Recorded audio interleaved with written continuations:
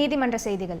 Chennai தீவுத்திடலில் 49வது India சுற்றுலா மற்றும் தொழில் பொருட்காட்சி 2025இல் இடம்பெற்றுள்ள தமிழ்நாடு மாநில சட்டப்பணிகள் ஆணைக்குழுவின் கண்காட்சி அரங்கினை தமிழ்நாடு மாநில சட்டப்பணிகள் ஆணைக்குழுவின் புரவலரும் சென்னை உயர்நீதிமன்றத்தின் தலைமை நீதியரசருமான மாண்புமிகு நீதியரசர் திரு K.R. ஸ்ரீராம் அவர்கள் 6/1/2025 அன்று மாலை 7 மணியளவில் தமிழ்நாடு மாநில சட்டப்பணிகள் ஆணைக்குழுவின் செயல் தலைவரும் சென்னை உயர்நீதிமன்ற மூத்த நீதியரசருமான மாண்புமிகு நீதியரசர் திரு S.S. சுந்தர் அவர்கள் முன்னிலையில் திறந்து வைத்து பார்வையிட்டார்.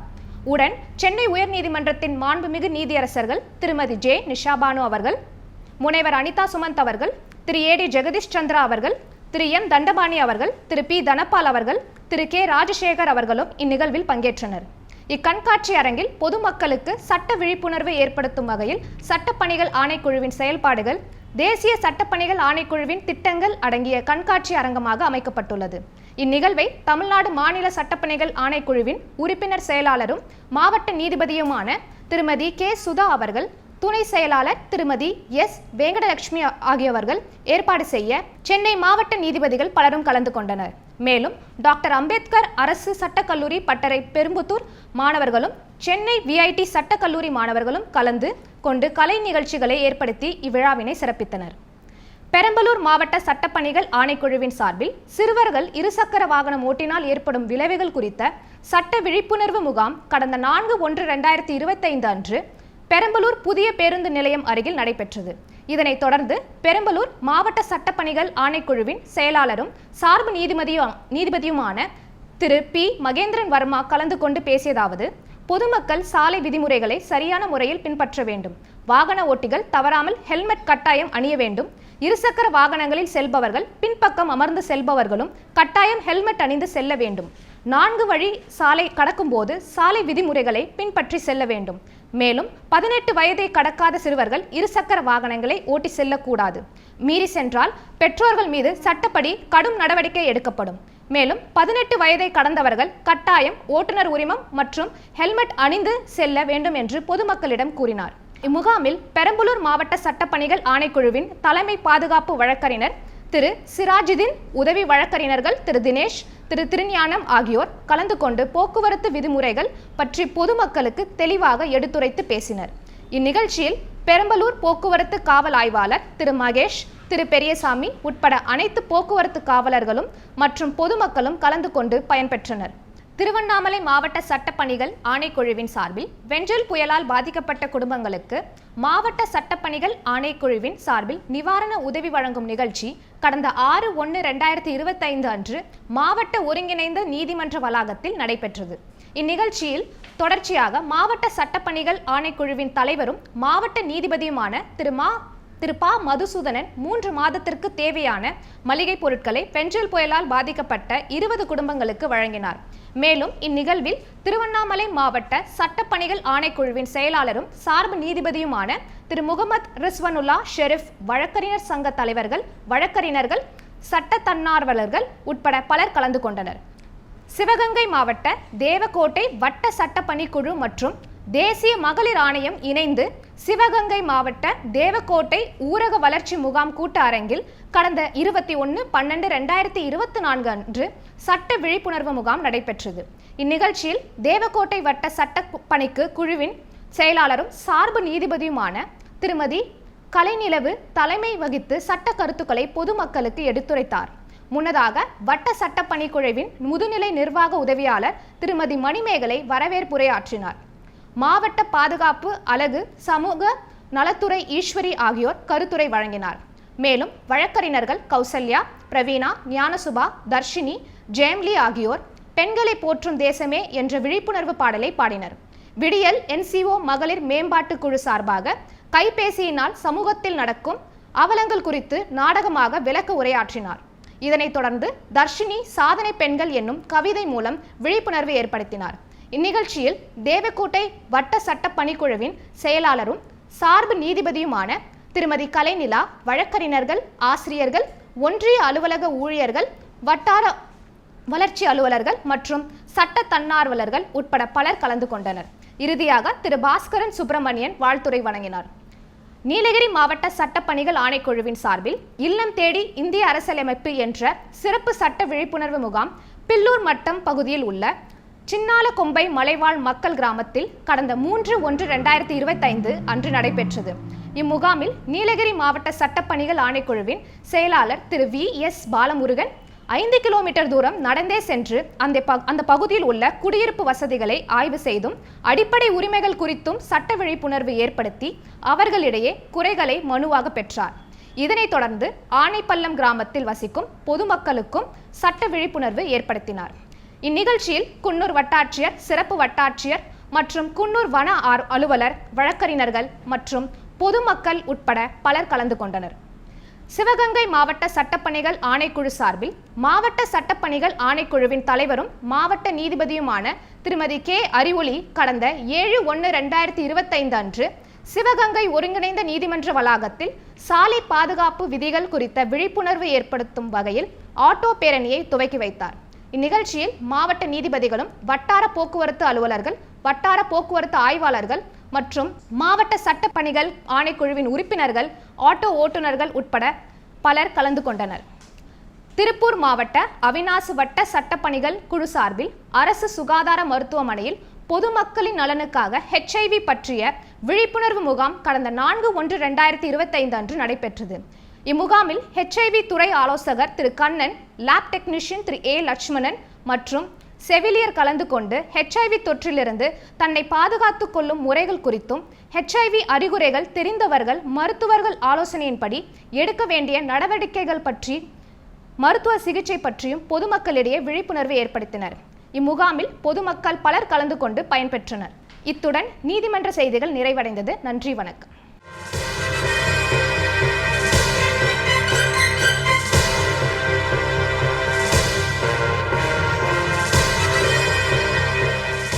வணக்கம். சட்ட தகவல்கள்.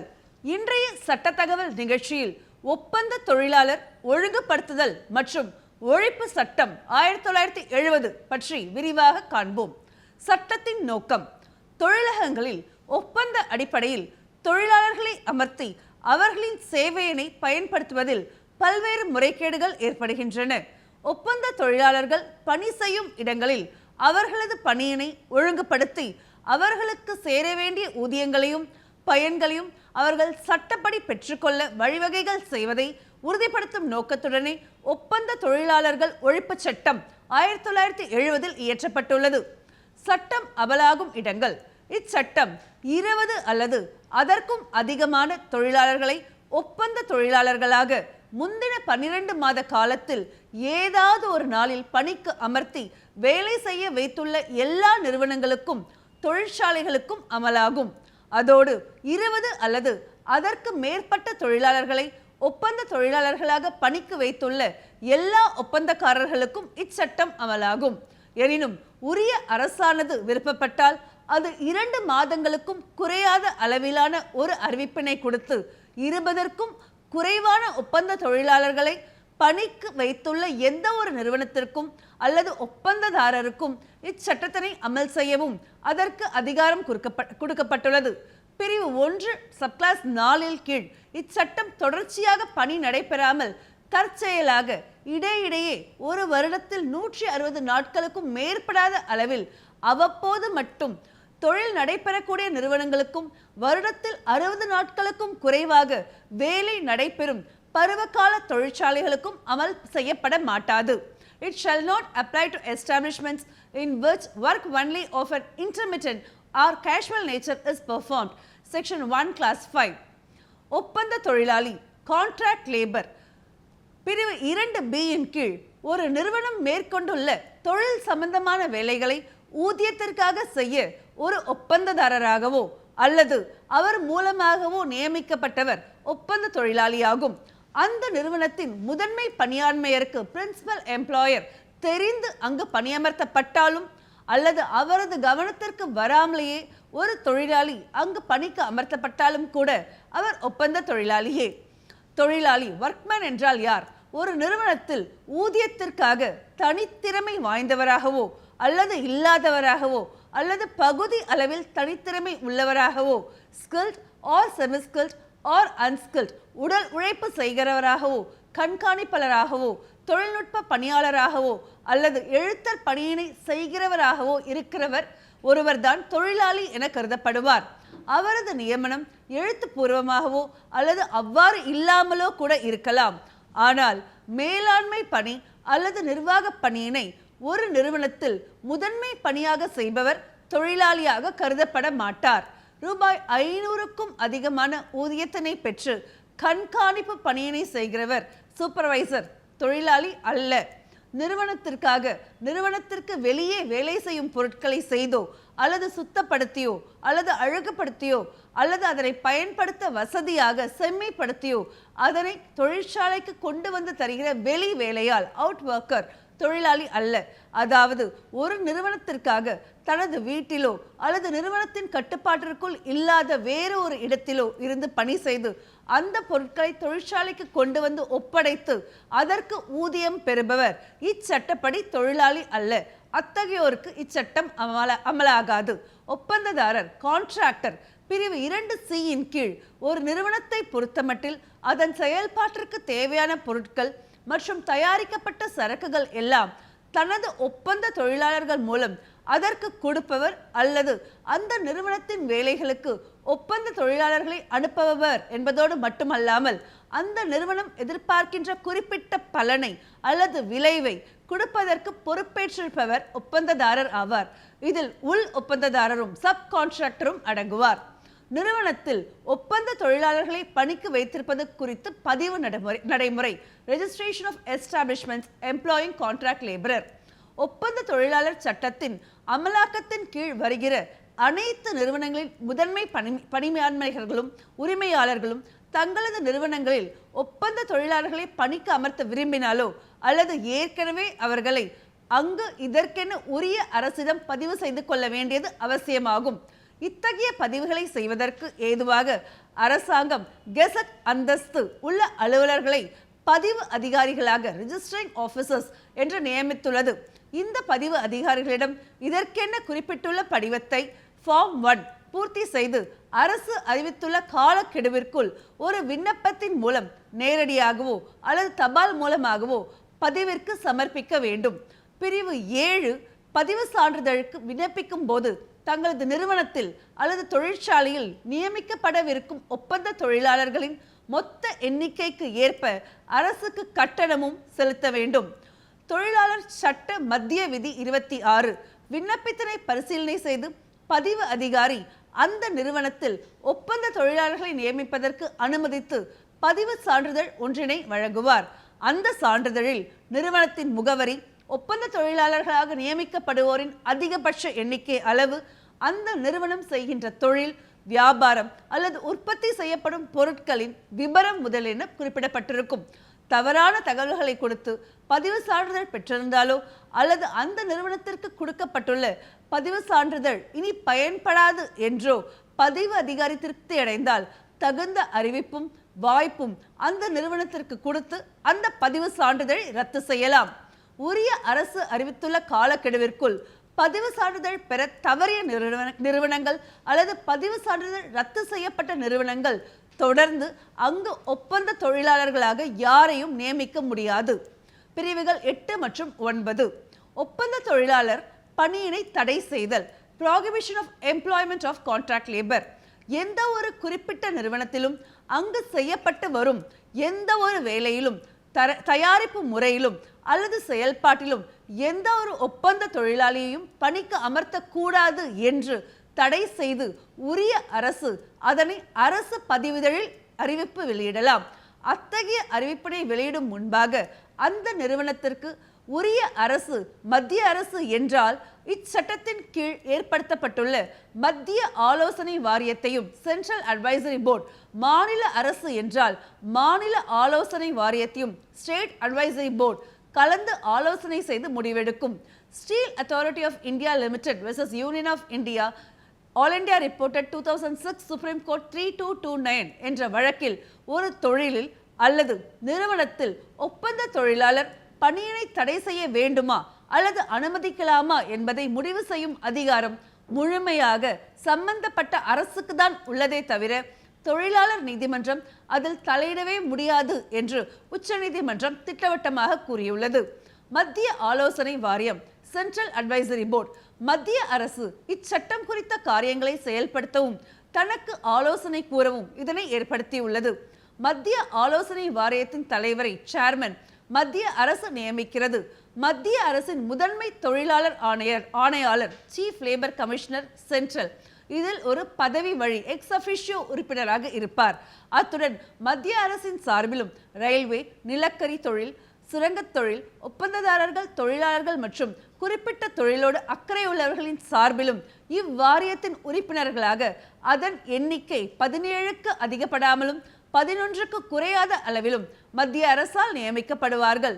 மாநில ஆலோசனை வாரியம் ஸ்டேட் அட்வைசரி போர்டு மாநில அரசு அமைக்கும் இந்த ஆலோசனை வாரியத்தின் உறுப்பினர்களின் எண்ணிக்கை 11க்கு அதிகப்படாமலும் 9க்கு குறைவாகவும் இருக்கும்.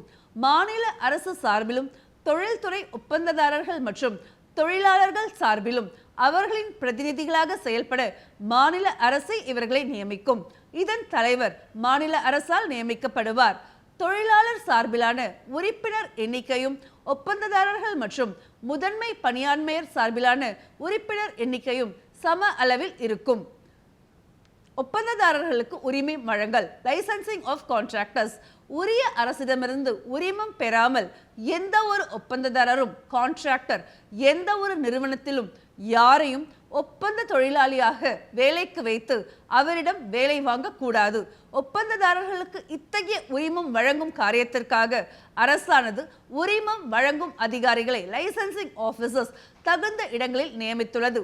உரிமம் பெறுவதற்குரிய தகுந்த விண்ணப்பம், அதற்குரிய கட்டணம் மற்றும் ஒரு ஒப்பந்த தொழிலாளருக்கு பிணைத்தொகை செக்யூரிட்டி டெபாசிட் அனைத்து ஒப்பந்த தொழிலாளர்களுக்கும் ஒப்பந்ததாரரால் செலுத்தப்பட்டு அனைத்து விவரங்களும் முறைப்படி இருக்குமானால் உரிமம் வழங்கும் அதிகாரி தகுந்த விசாரணை செய்து அந்த ஒப்பந்ததாரருக்கு ஒப்பந்த தொழிலாளர்களை நியமிக்க உரிமம் வழங்கலாம். அந்த உரிமத்தில் ஒப்பந்த தொழிலாளர்களின் வேலை நேரம், விடுமுறை நாட்கள், கொடுக்க வேண்டிய ஊதிய அளவு, கொடுக்கப்பட வேண்டிய வசதிகள், பணி குறித்த கட்டுப்பாடுகள், நிறுவனத்தின் முதன்மை பணியாளரின் பெயர் விவரங்கள் மற்றும் இதர நிபந்தனைகள் அனைத்தும் குறிப்பிட்டிருக்கும். இந்த உரிமம் அதில் குறிப்பிட்டுள்ள 12 மாத காலம் வரை மட்டும்தான் செல்லுபடியாகும். எனினும் அவ்வப்போது குறிப்பிட்ட கால அளவிற்கு அதனை புதுப்பித்துக் கொள்ளவும் வழி செய்யப்பட்டுள்ளது.